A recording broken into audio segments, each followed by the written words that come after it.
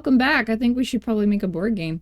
Walk with me on a journey here for a moment. If you're the user, you know, the guy playing the board game, how do you choose the board? The user's not going to run this in Godot. They're not going to go, oh, gee, I'm going to come over here and click the clapboard. Nah, no. We're not doing that. We're going to make a level selector today. So click the plus, make yourself a cute little new scene. I'm going to start, you know, I didn't mean to hit control, but I just did it. It's not a big deal. If I right click and I click change type, I can change it to whatever I want. And I do believe I want a center container. Yeah, it's a center container. Got it. Nailed it. I'm going to call this level selector. We can save it now if we want to. All right, just so we can see it, let's add a panel container. Holy cannoli, you think I've never done this before. There she is. She needs a theme. Come over here to theme, empty. You know I love my quick load. Now I'm going to add a VBox container as a child of. Probably it needs a label so we can tell people, like, choose the level, right? Oh, suddenly we can see it, huh? Watch, you don't have to do this. I'm just going to type some text so that we can, like, see, there it is. Well, we need something to hold, like, the levels that we select, right? Watch, follow me on a journey. I keep asking you to do that. Maybe someday you're going to figure out you should never trust me when I say that. I don't need a 3D, I need a 2D. Yeah, that's what I want. See this grid container node?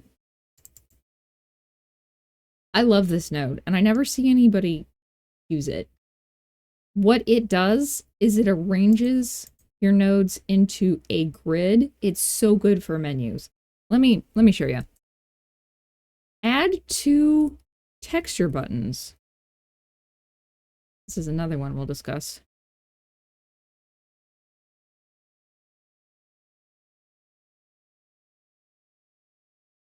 Whoops. It's an easy mistake to make. Both of your texture buttons should be a child of your grid container.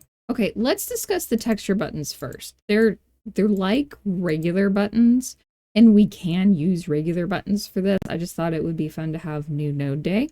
We have other buttons that are just text, but I thought this would be fun to learn. So in the resources for this course, I will give you 1.png and 2.png. Give 1 to the first one. I've got the first texture button highlighted. If I come over here to textures, see where it says normal? I'm just going to drag it over. Second texture button, textures, normal. And that's what the texture button does. It just lets us put a picture instead of the text, right?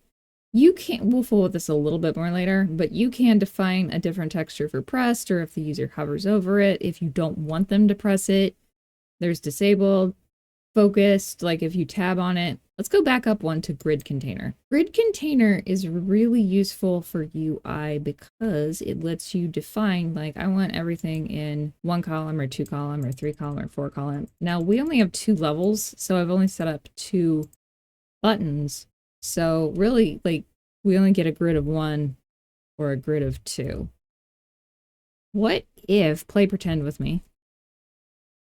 What if we had like 60 levels? Here, I'll stop at 20. The grid container will auto-magically arrange these for us. Like if we want a row of 10, that's kind of going outside of our window, but we were like, ooh, that's a little much. I think I want a row of 5. See? Does it automatically. I really like that.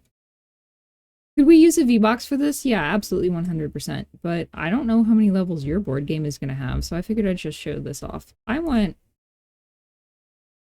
Yeah, I'm going to do a column of 2 just because we only have 2 buttons, and I'm going to delete these other 18 levels. So these buttons right now aren't centered, and maybe if I had more buttons that would be a worse deal, but I am going to center them. I'm going to click on my grid container. See up here next to view? There's sizing settings for children of a container node. I'm just going to click this one that's very, very centery. Shrink center. Nice. We can do this too. That probably doesn't do much unless you have 60 other levels. I'm going to name this button 1 because it takes me to level 1. I'm going to name this button 2 because it takes me to level 2. Let me know if I'm going too fast. I'm going to give level selector a script. Come over here. New script. Level selector. Love that. Delete all this. We're going to connect the pressed from 1 and 2 up to the level selector script. We've done this before. We click on node. Pressed. Thank you. I double clicked that if you couldn't hear from my hugely clicky mouse. And then we're going to do the same thing for 2. Double click, connect up. So connecty. Here's my idea. This is going to come up. Maybe we need to change this text. What do we think? This is going to come up at the beginning of the game. And it's going to say select a board. And the user's going to either click 1 or 2.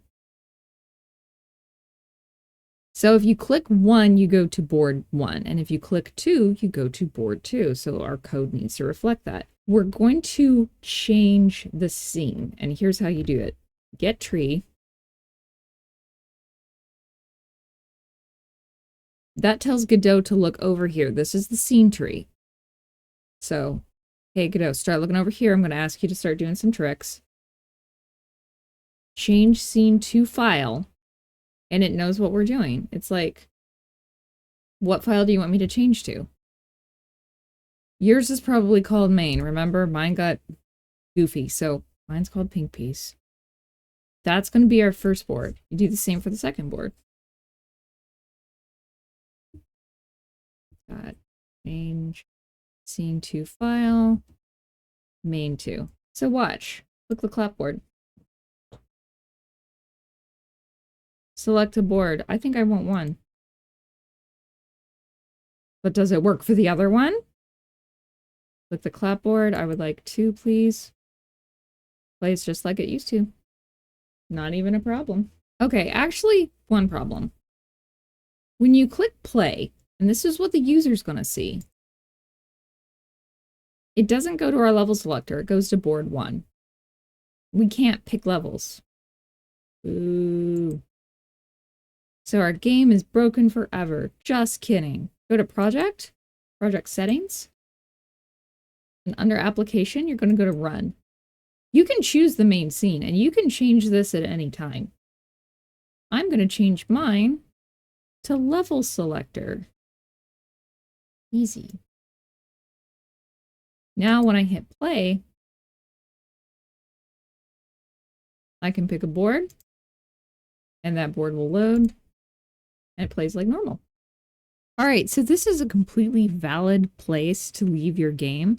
Next week, we're going to work on unlocks, but last week's tutorial was so long that I feel bad, so I am going to cut this here, so you get a little bit of a break. A 30-minute tutorial is not a tutorial, it's a movie.